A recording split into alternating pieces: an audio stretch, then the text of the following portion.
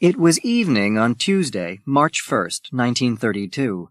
Charles and Anne Lindbergh finished dinner at their large country house near the village of Hopewell in New Jersey, USA, and Charles Lindbergh went to work in his library. Soon after 9 p.m., he heard a noise like something breaking, but it was a stormy night, and he thought it was probably thunder. His wife heard nothing. Upstairs, their son, Charles Jr., often called Little It, was asleep in his bed. Just after 10 p.m., Betty Gow, the child's nurse, went to check that Charles Jr. was all right. She found the little bed empty and the child missing. Quickly, she went to find Mrs. Lindbergh, but the boy was with neither his mother nor his father. In the child's bedroom, the window was open, and there was rainwater and dirt on the floor. There was also an envelope. Lindbergh called the police, and they hurried to the house. Detectives quickly found a rough wooden ladder about 25 meters from the window of the child's bedroom, and 2 footprints in the garden. The top step of the ladder was broken, and Charles Lindbergh remembered the noise he had heard earlier. A detective checked the envelope for fingerprints, but found none. He opened it. Inside was a note in poor English. Dear Sir, have $50,000 ready, $25,000 in $20 bills, $15,000 in $10 bills, and $10,000 in $5 bills. After 2 to 4 days, we will inform you where to deliver the money. We warn you for making any ding public or for notifying the police. The child is in good care. At the bottom of the letter were 2 open blue circles and a filled blue circle where they touched. The Lindberghs were very rich and famous people. Charles Lindbergh was the first man to fly a plane alone across the Atlantic, from New York to Paris, in 33.5 hours in 1927. And Anne Lindbergh was the daughter of Dwight Morrow, one of the richest bankers in the East. And now, their son had been kidnapped. Soon, all America heard the news on the radio or read it in their newspapers the next morning. President Hoover promised to do everything he could to see that the kidnappers were caught.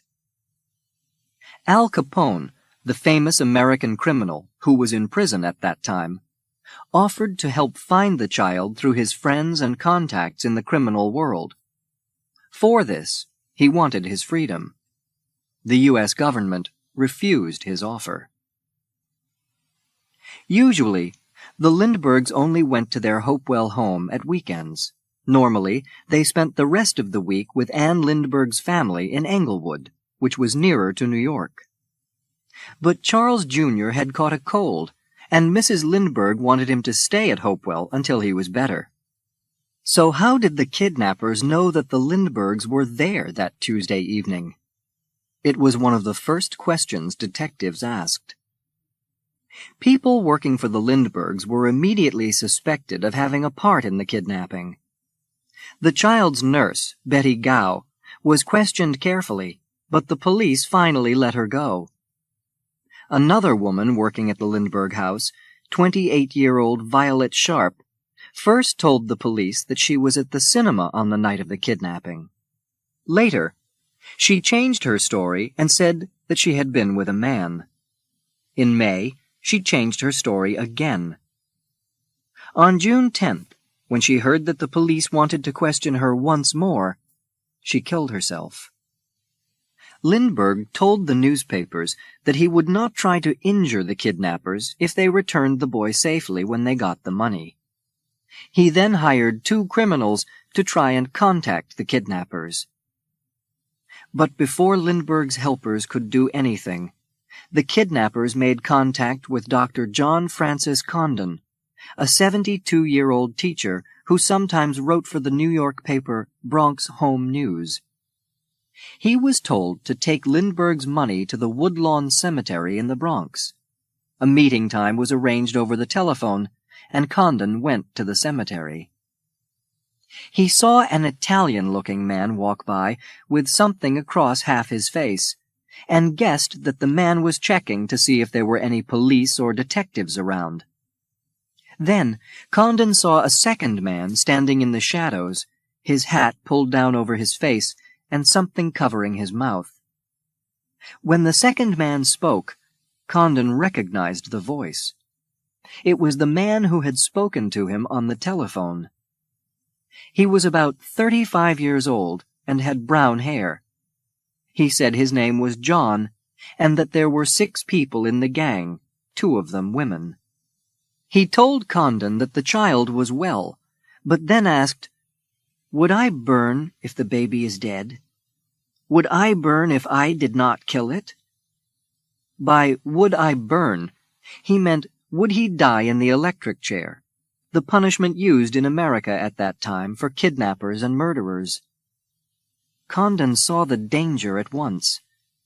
If the police caught a kidnapper, he would die, whether the kidnapped child lived or not.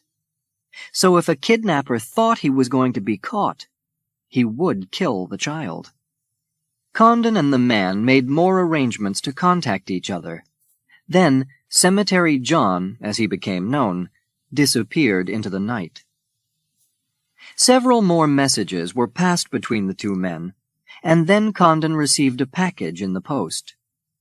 Inside were Charles Lindbergh Jr.'s sleeping suit and a note making arrangements for the money to be handed to the kidnappers.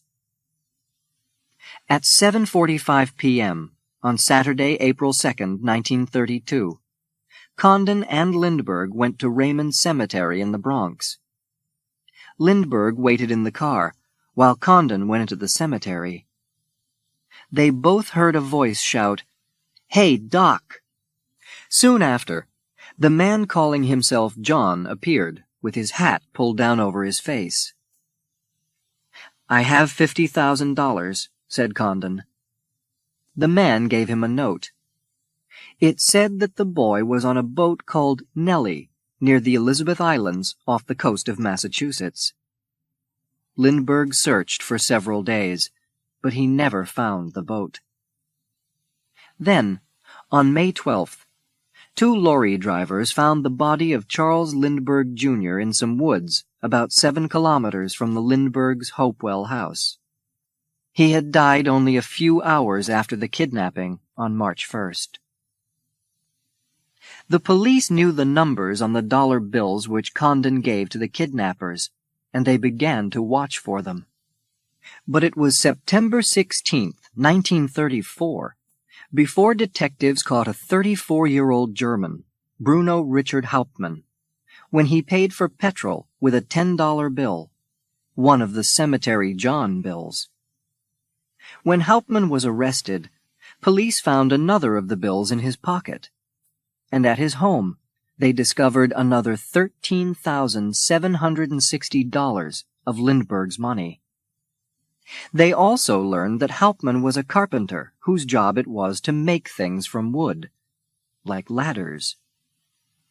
Hauptmann said that the money belonged to a business friend, Isidor Fisch, who had gone back to Germany and died there in March 1934. Hauptmann said Fisch had left the money behind when he went to Germany, and because Fisch had owed Hauptmann about $7,500, Hauptmann had taken it.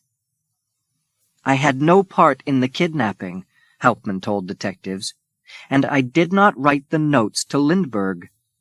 But the police refused to believe him, and they said that the writing on the notes was the same as Hauptmann's.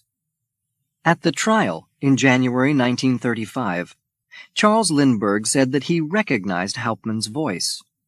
He also changed his story. He now said that Cemetery John had called "Hey, Doctor," and not "Hey, Doc," and that he had spoken with a foreign accent.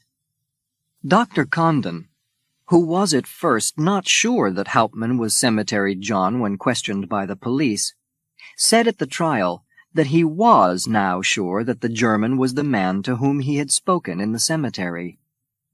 The jury believed both men. Hauptmann said that he had been working in New York at the time of the kidnapping. His wife and employer both agreed with this, although his employer would not speak at the trial. But the papers to prove it could not be found. The jury finally decided that Bruno Hauptmann was guilty of kidnapping and murder, and he died in the electric chair at Trenton State Prison, New Jersey, on April 3, 1936. But questions are still asked about the trial. Was the writing on the kidnap notes really Bruno Hauptmann's?